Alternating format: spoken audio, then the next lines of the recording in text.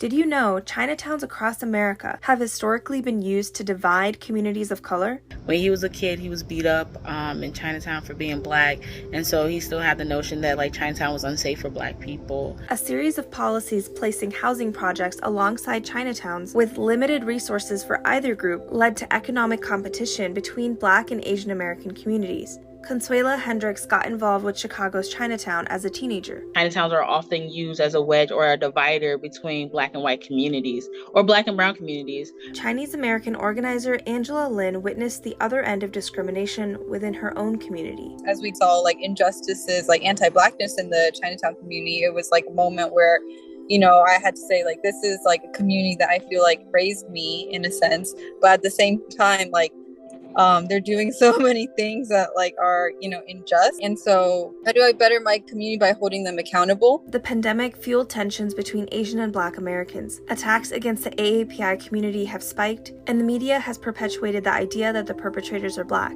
But a 2021 analysis showed the vast majority of anti-Asian attackers are white.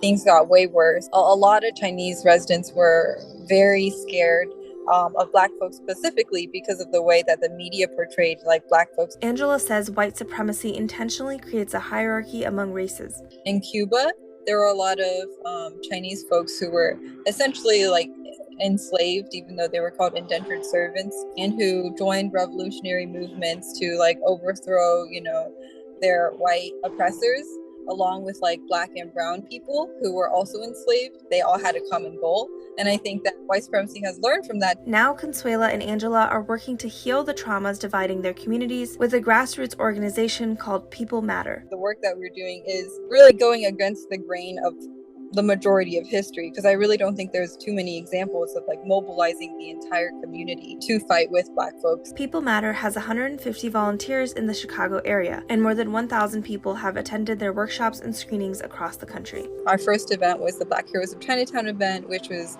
an annual celebration of Black folks who are really essential to the Chinatowns. They help them run. They built, sometimes literally built, Chinatown. So we wanted to honor these folks, as well as change the narrative in Chinatowns that Black folks don't contribute anything. When we talk about unlearning anti-Asian hate, specifically Black folks who have experienced racism from them, they may engage in racism themselves in order to protect themselves against racism, which seems counterproductive, but also a lot of people feel that's the best way to protect themselves. That's part of the reason why we started People Matter, because we wanted people to connect with one another, and we really truly believe that people matter. But in order for people to matter, we all have to believe people matter.